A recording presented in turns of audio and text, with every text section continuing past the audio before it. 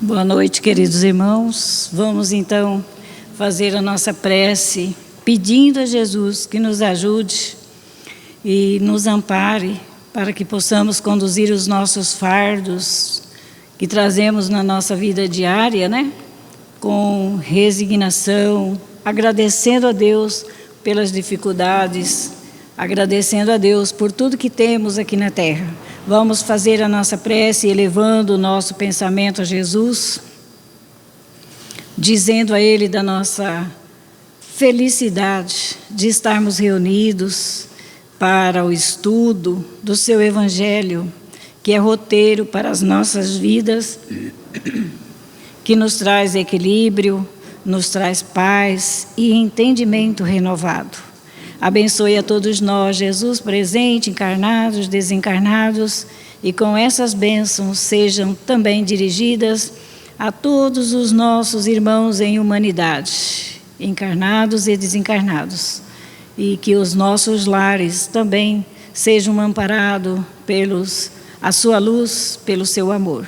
Hoje e sempre, que assim seja.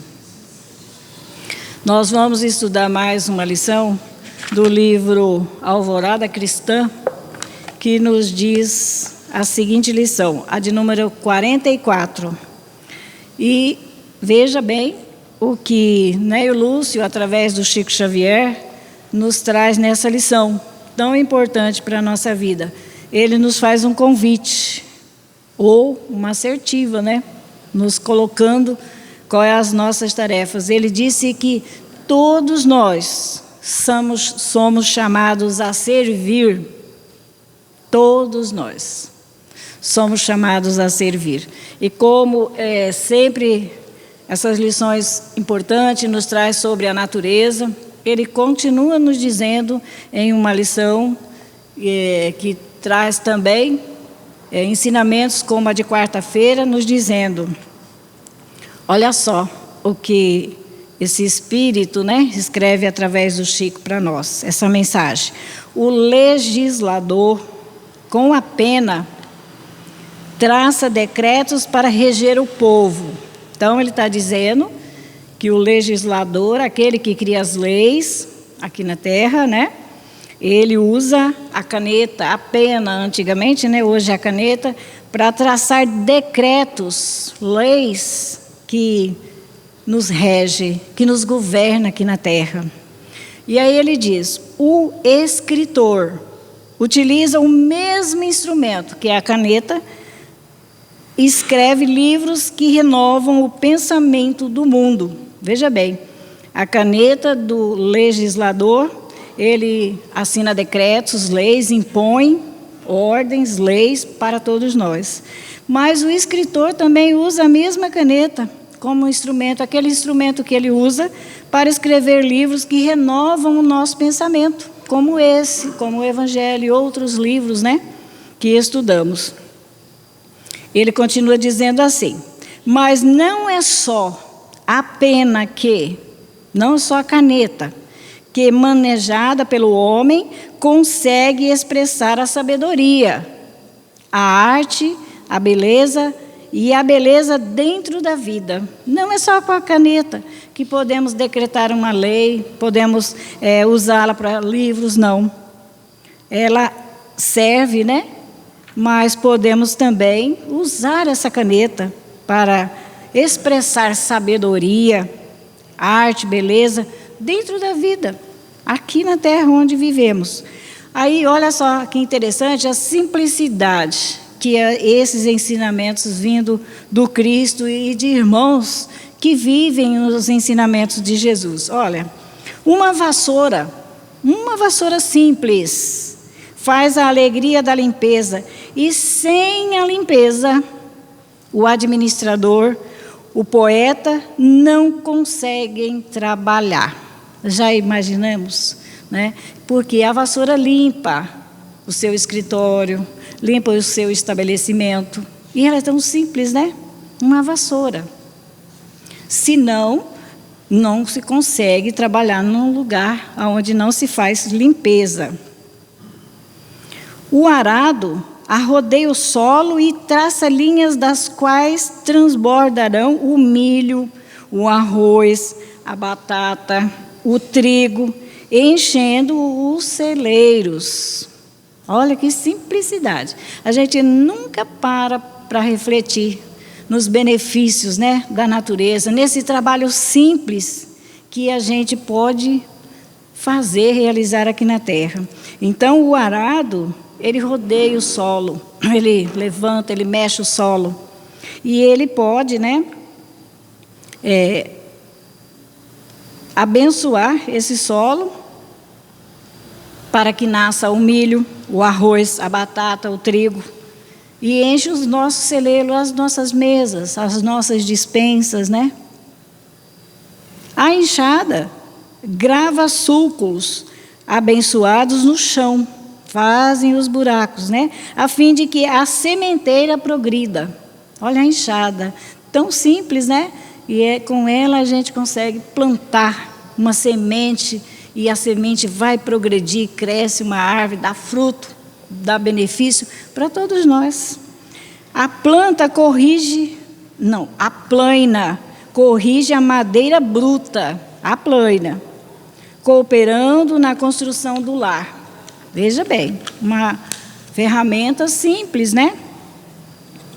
E aí ele diz assim: a janela é um poema silencioso a comunicar-nos com a natureza externa. Quando abrimos a janela ao amanhecer, né, a gente pode se comunicar com a natureza externa.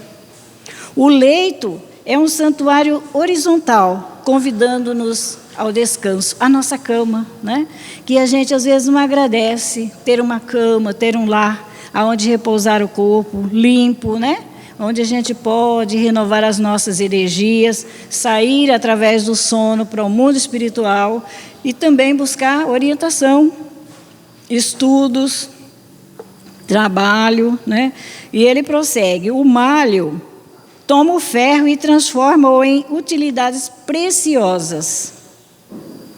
O moinho recebe os grãos e converte-os no milagre da farinha. Vamos, né, raciocinar a simplicidade de se viver aqui na Terra. Por que a gente se complica tanto, né, o nosso viver? É tão simples os instrumentos que nos ajudam na nossa alimentação, na higiene do nosso lar, na higiene do corpo. Todos nós temos acesso. Aí ele diz assim: o barro desprezível nas mãos operosas do oleiro, em breve surge metamorfoseado em vaso precioso. Veja bem, o barro, uma pedra, né? Um barro ali desprezado. Se você pegar e colocá-lo ele na forma de se usar, ele pode transformar em um vaso precioso, em um objeto, né? Aonde você pode ornamentar a casa, o jardim. Veja bem. Aí ele diz assim: todos os instrumentos de trabalho no mundo, tanto quanto a pena, tanto quanto a caneta, concretizam os ideais superiores. Todos estão trabalhando para implantar aqui na Terra os ideais superiores. A enxada progride, cavando o solo, plantando a semente, né? O barro duro, ele pode ser trabalhado, tudo. O moinho, ele converte o grão em farinha, onde se faz o pão, bolo e várias coisas. Veja bem. Aí ele diz assim: as inspirações de serviço e os impulsos nobres da alma.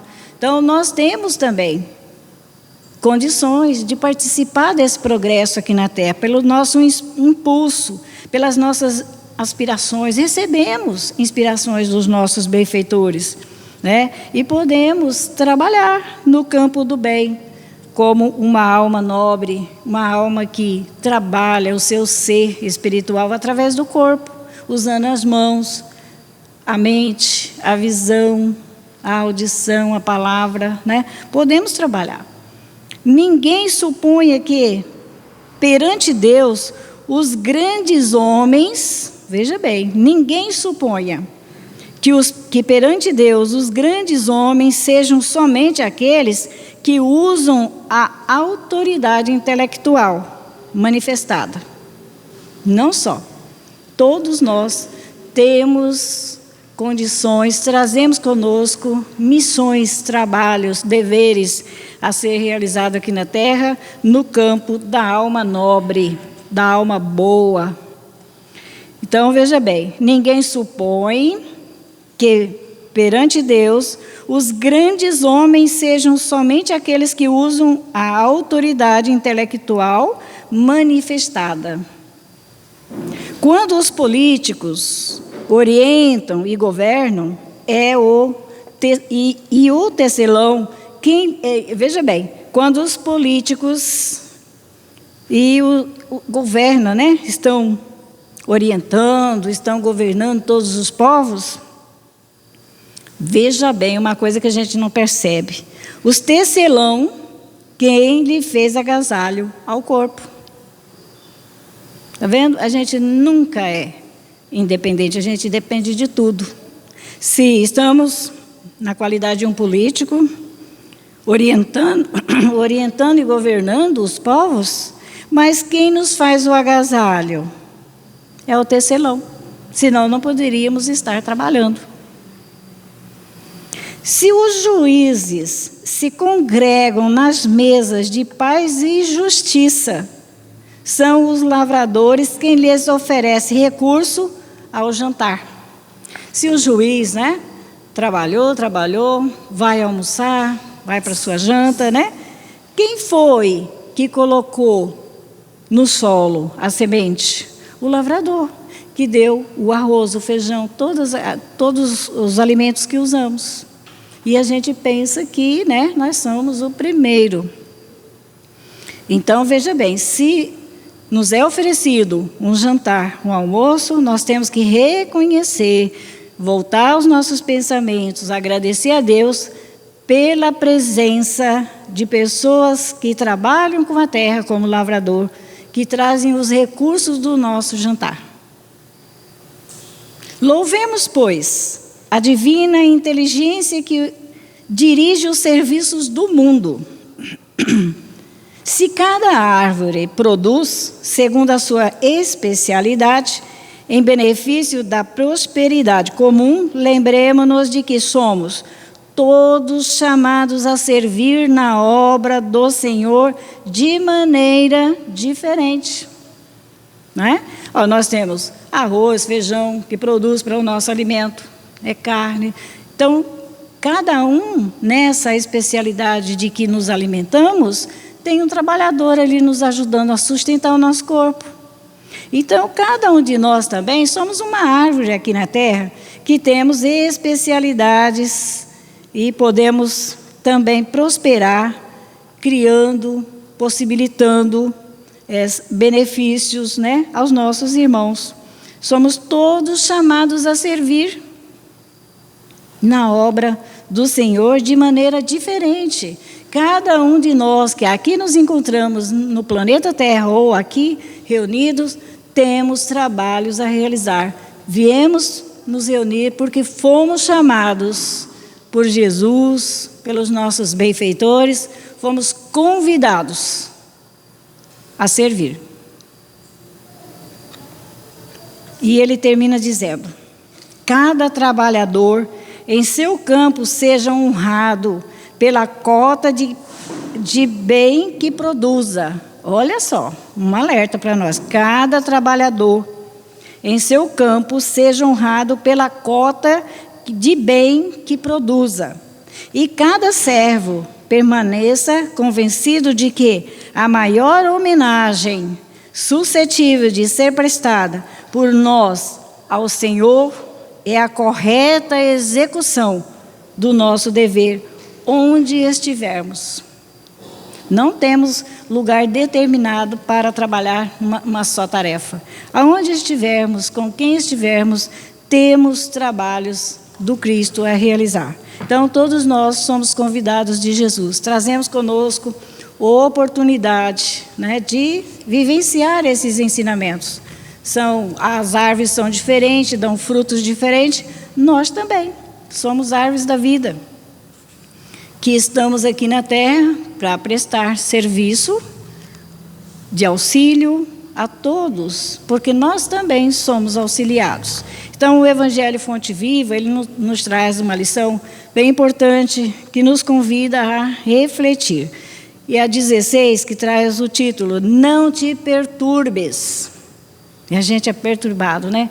Qual tarefa eu tenho que fazer aqui na terra? Meu Deus, eu queria saber, ter um médico que eu pudesse conversar com ele, dizer, olha, você é médio assim, assim, você tem tarefa assim, assim para fazer. Não, nós somos convidados a servir em todos os momentos da nossa vida, em todas as áreas que for necessário. E Paulo nos diz, capítulo 7, versículo 10, e o mandamento que era para a vida, achei eu que me era para a morte. Achava que não vamos conseguir viver o Evangelho no corpo físico. Nós vamos deixar para quando sairmos do corpo trabalhar. Então, Paulo está dizendo, e o mandamento que era para a vida, achei que era para a morte. Então, o Evangelho, ele é eterno. Aonde estivermos, no corpo, fora dele, nós temos trabalhos e somos chamados a servir. Aí Emmanuel nos diz, se perguntássemos ao grão de trigo, que opinião alimenta acerca do moinho? Já imaginou, né? O grão de trigo passando no moinho para se transformar em farinha. Vamos perguntar para ele o que ele tem para dizer do moinho. Naturalmente, responderia que dentro dele encontra a casa de tortura, dentro do moinho, em que se aflige e sofre. No entanto, é de lá que ele se ausenta, aprimorado para a glória do pão na subsistência do mundo. Não é? É lógico que se a gente perguntar para o trigo, ele é imprensado, amassado ali, né? E ele deixa de existir para se transformar em farinha que veio nos alimentar. Então, se perguntarmos o que ele acha do moinho, meu Deus do céu, é um local de tortura. Amassa, né? Destrói o ser. Se indagássemos da madeira com respeito ao serrote, informaria que nele identifica o algoz de todos os momentos, serrando a madeira, né? Adentrando ali, imaginemos a dor, né? A gente pode criar uma imagem assim, para a gente entender a lição. Se a gente perguntasse a madeira, com respeito ao serrote, informaria que nele identifica o algoz de todos os momentos, a dilacerar-lhe as entranhas. Todavia, sob o patrocínio do suposto verdugo, face delicada e útil para servir em atividade sempre mais nobre. E a gente, né, não quer sofrer, não quer passar pelo moinho da dor, não quer passar pelo serrote. Ai, aquilo que alguém me falou me corta por dentro. É como me partisse o coração, né? Então, se alguém que nos agrava, falando ou agindo contrário a nós, vamos perguntar para aquele que sofreu, o que ele pensa daquele que te desrespeitou, daquele que fez sofrer você. É lógico que a gente vai falar, é uma tortura, né? É um perseguidor de todas as horas. E aí, continua a lição. Se consultarmos a pedra, olha, tudo em torno da natureza, mas que a lição serve para nós, né? Se consultarmos a pedra com alusão ao buril, certo, esclarecerá que descobriu nele, no buril, o detestável perseguidor de sua tranquilidade. Ela está lá quietinha no local, né? Chega alguém, leva essa pedra para ser torturada, para ser esfacelada, virar pedrinhas, né? Areia, talvez. Então, ela vai dizer que o buril para ela é como se fora um perseguidor, que ela perdeu a paz. E esse perdeu a tranquilidade, está ferindo, desapiedado, dia e noite.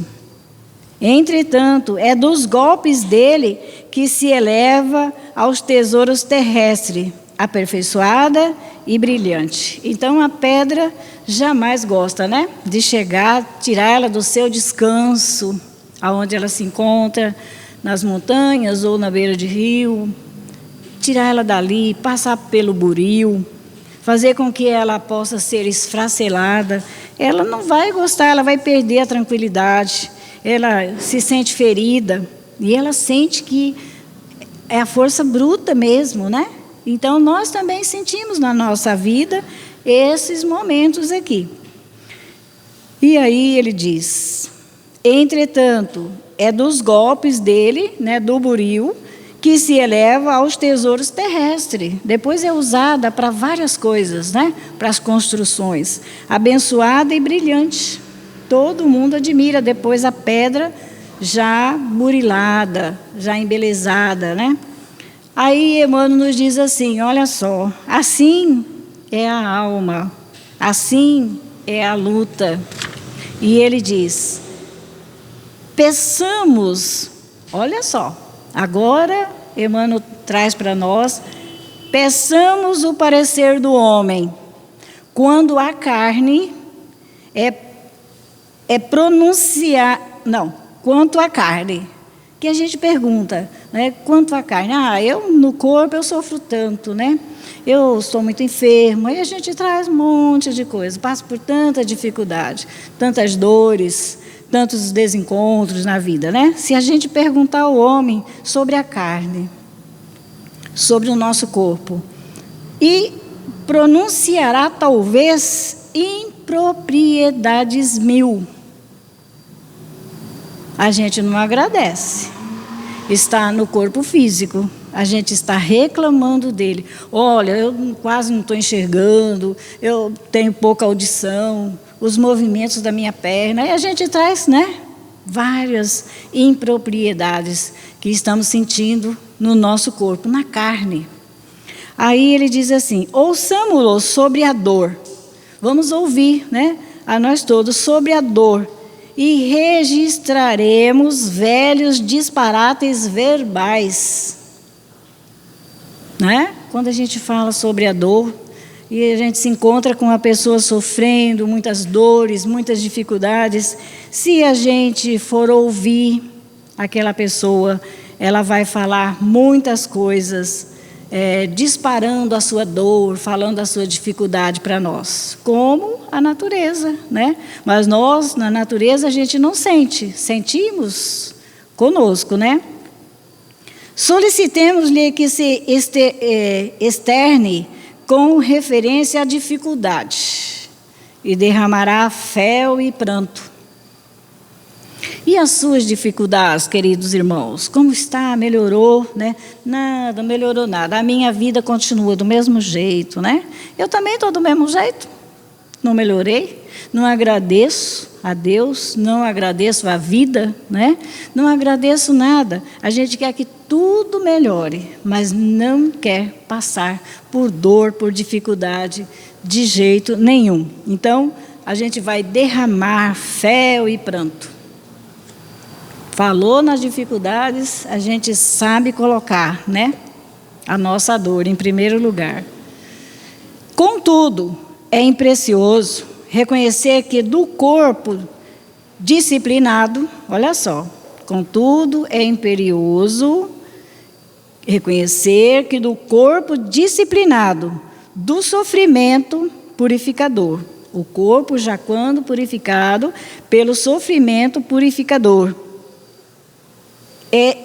e do obstáculos asfixiante, o espírito surge sempre mais aformoseado, mais robusto e mais esclarecido para a imortalidade. É isso que acontece conosco, né? Então, nós temos que agradecer de uma forma que não seja acomodação. Se estamos sofrendo, vamos buscar meios de nos libertar, né? Se temos problemas 1000, como nos diz o Evangelho, nós trazemos conosco, criados por nós, né? Não é Deus quem criou dificuldade para nós mesmos. Então, nós vamos estar assim, depois de passar por uma dor, depois de passar por tantas dificuldades, nos diz Emmanuel que o espírito disciplinado pelo sofrimento purificador, pelos obstáculos asfixiantes, o espírito ressurge sempre mais aformoseado, mais robusto e mais esclarecido para a imortalidade. As provas são difíceis, a luta é grande, né? Aí ele termina dizendo: não te perturbes, pois diante da luta e observas. O que te parece derrota, muitas vezes é vitória. Então, a gente se sente derrotado, né? Diante das dificuldades, da incompreensão, da dor, do sofrimento. A gente se sente derrotado. Ai, quanta dificuldade. Mas Emmanuel nos recomenda: não te perturbes diante da luta e observe. Por que eu estou passando por essa luta? Por que eu estou passando por essa dificuldade, essa enfermidade? Tudo que me acontece, para a gente observar. O que te parece derrota, muitas vezes é vitória.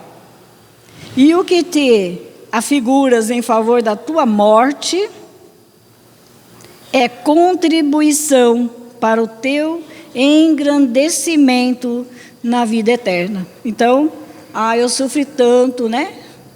Já desencarnou, um sofrimento muito grande. Então, aquilo que me levou à morte do corpo físico, a gente esquece, não consegue entender que é contribuição para o teu engrandecimento da vida eterna. A gente conhecer, né?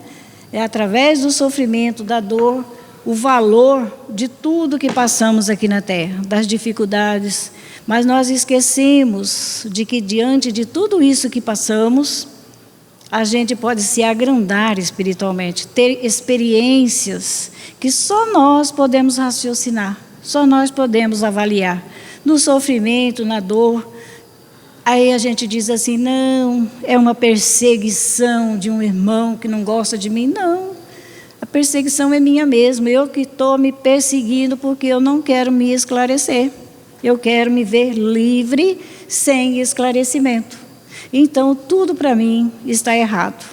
Quando a gente diz, como o Emmanuel diz ali, do corpo, né? A gente tem 1000